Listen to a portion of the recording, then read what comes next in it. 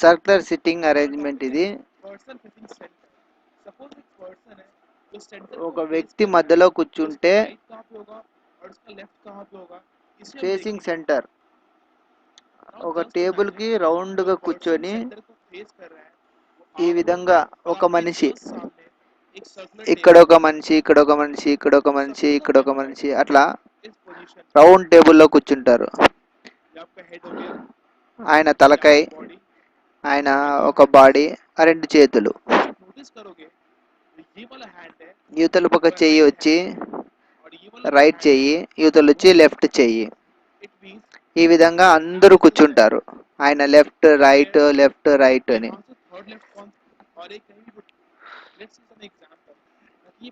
ఒక ఎగ్జాంపుల్ తీసుకుందాం, 3 తీసుకుందాం. A and B are sitting around a circle table, 8 facing center. 8 మంది టేబుల్ కి ఫేస్ చేసి కూర్చున్నారు. ఏ ఇక్కడొకడు, ఇక్కడొకడు, ఇక్కడొకడు కూర్చోబెడదాం.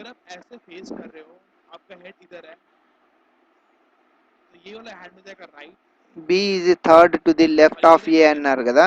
ఈ విధంగా కూర్చుంటే R అనేది right side left, third to the left అన్నాడు అంటే ఇక్కడ థర్డ్ 1 2 అండ్ 3.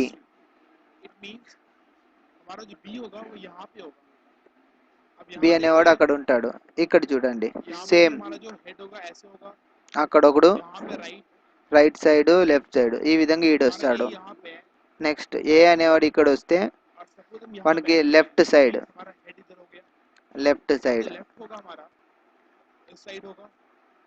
ఆ విధంగా లెఫ్ట్ సైడ్ వస్తుంది, ఈ విధంగా వచ్చి రైట్ సైడ్ వస్తుంది.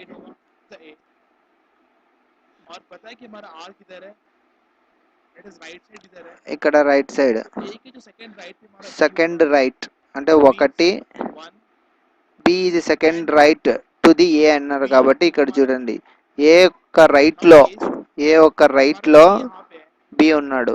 ఇక్కడ చూడండి బి ఉన్నాడా, బి ఇక్కడ వస్తాడు.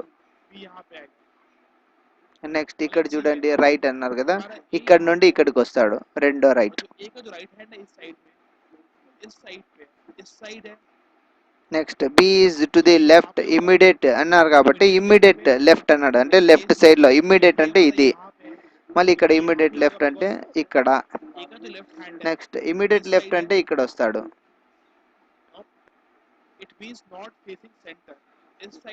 అయిపోయింది, ఇమ్మీడియట్ లెఫ్ట్ అయిపోయింది.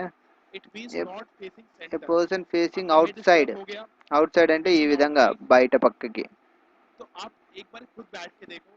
ఒకసారి మీరు కూర్చొని చూడండి టేబుల్ పై, యువతల పక్క రైట్ సైడ్ వస్తుంది, యువతల పక్క లెఫ్ట్ సైడ్ వస్తుంది. ఇది లెఫ్ట్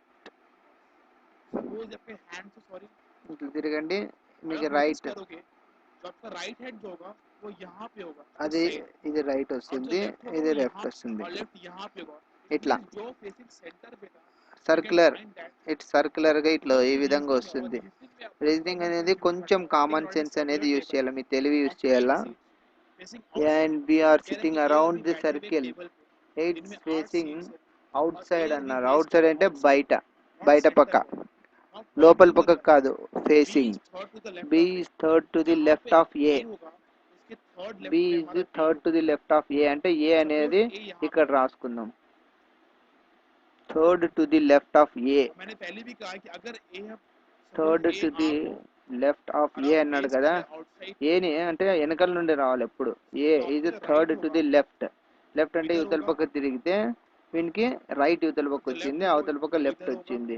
ఈ విధంగా left, third to the left అంటే 1 2 3 ఇక్కడ అనుకోండి.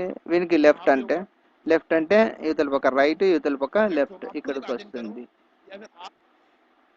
ఈ విధంగా. నెక్స్ట్ ఈ విధంగా వచ్చి left side, third to the left అంటే ఇక్కడ వచ్చేస్తుంది. Second to the right of A అన్నాడు కాబట్టి second to the right of A అంటే అయిపోయింది. అది ఆ విధంగా రాసేయండి. ఇంకో ఫస్ట్ క్వశ్చన్ 8 మంది సిట్టింగ్ ఏబిసిడి అనే వాళ్ళు కాకుండా BDMKPQWR and HR facing around circle facing at centre centre కి చూపెడుతున్నారు. M is the immediate right of B. ఇట రెండు కేసులు తీసుకుందాము. M is the immediate right of B అన్నాడు, అంటే రైట్ లో B ఉంది. M ఒక రైట్ లో B ఉంది అంటే ఫస్ట్ B రాసుకోవాలా, వెనకల నుండి రావాలి ఎప్పుడైనా కానీ. B is ఇమీడియట్ రైట్ అన్నాడు. ఇమీడియట్ రైట్ అంటే ఇక్కడ ఏంది, ఇటు చూడండి, ఫేసింగ్ సెంటర్ ఇక్కడ రైట్ కి. ఇంకో డయాగ్రామ్ వేసుకుంటాము. ఒక మనిషి facing centre right, immediate right అన్నాడు. B is immediate right of M. ఇక్కడ వచ్చేసింది. ఇక్కడ కూడా same.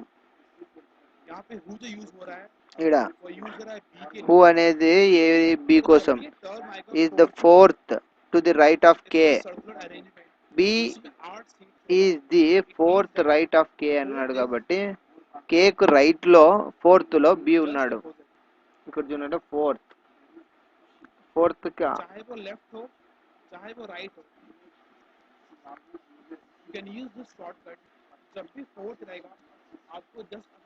Fourth opposite. Suppose B यहाँ पे और कह रहा है कि B is fourth to the right of K. जहाँ पे K है उसके राइट पे हमारा फोर्थ पोजीशन पे हमारा B है. ఎప్పుడైనా కానీ ఇట్లా హూ ఈజ్ అంటే ఆపోజిట్ వేసుకోవాలా. Opposite who is fourth to the right of K అంటే దీనికి ఆపోజిట్. K ఒక రైట్ లో, రైట్ అంటే ఈ విధంగా వస్తుంది. రైట్ అంటే ఈడ ఫోర్త్. ఇదంతా మీ మైండ్ లో క్యాలిక్యులేట్ చేయాలి, ఏ విధంగా ఎక్కడ కూర్చోవాలని. ఫోర్త్ ఆపోజిట్ అంటే B is the fourth to the right of K అన్నాడు కాబట్టి ఆపోజిట్. నెక్స్ట్ ఇంకోటి P ఇది second to the left of B అన్నాడు కాబట్టి ఈ విధంగా వచ్చింది. Second to the left of B లో ఇక్కడ వచ్చింది. ఓకేనా, ఇక్కడ కూడా సేమ్ లెఫ్ట్ ఆఫ్ B అని వచ్చింది. అండ్ ये वर्ड यूज हो रहा है P के लिए, सबसे फर्स्ट लेटर है ना, P is the second to the left of B and అన్నాడు కాబట్టి చూడండి, B is the fourth to the right of W. right of W, it means just right of W. B is here and W is here. B is here, right of W అంటే W ఒక right లో fourth లో ఉన్నాడు. అంటే second to the right of B, जहां पे D होगा उसके राइट साइड में हमारा P and W. ఇది ఉంది కదా, P and D W. ఓకేనా, Q is the second to the right of D. D ఒక రైట్ లో, D ఒక రైట్ లో Q ఉన్నాడు, ఇక్కడ వస్తుంది. ఇక్కడ నుండి ఇక్కడ వస్తుంది. ఇక్కడ D ని యూజ్ చేసుకుంటాం, ఇక్కడ కూడా D ని యూజ్ చేసుకొని ఇక్కడ Q ని, H కి ఆపోజిట్ ఇక్కడ వచ్చేస్తుంది. ఆన్సర్ అంతే. ఈ విధంగా ఈ